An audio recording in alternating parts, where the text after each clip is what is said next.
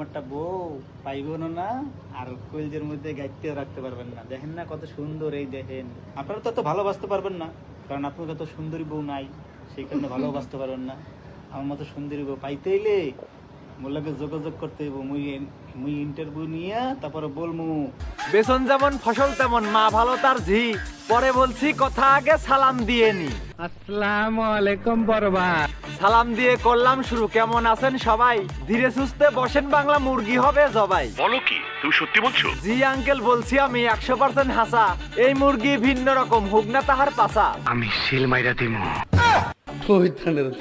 Seal মারেন আর যাই করেন ভাই, সবই করতে দিমু।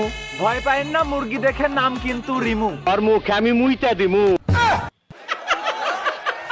এই সব বলে লাভ নাই ভাই, ভয় দেখাচ্ছেন কারে? বাতা হালকা মুরগি হলেও 4-5টা পারে। বলেন কি? ঠিকই বলছি খালামণি, একে একে গুনেন। কয়জনে করে বলছে দেখেন, তাহার মুখেই শোনেন। যেমন এই যে আপনি আজকে করলেন, এরকম আমাকে আরো 4-5 জন করে। হালাই কি হাত ফেল করবে? মোশাররফ ভাই কি যে বলেন, এসব তুরির আগে জামাই থাকার পরেও তাহার ইলেকট্রিক মেশিন লাগে। আমি বিশ্বাস করি না। শোনার পরে বিশ্বাস করবেন, আমি আর কি কমু। নিজেই বলছে বাতা হালকা, বাতাসি বেগম রিমু। জামাই মেশিন বের হইছে। কি আশ্চর্য কথা। আশ্চর্য হবার কিছু নাই, ব্যবসা করে ভাগে। নিজের জামাইও বলে তারে সানির মতো লাগে। দেখতে কিন্তু আসলেই সানি লিওনের মতো লাগে, কিন্তু আমি বলি না। জামাইয়ের কথা কি বলবো, বউয়ের কথাই নাচে। সার্ভিস দেয় পরপুরুষের জামাই শুধু চাষে।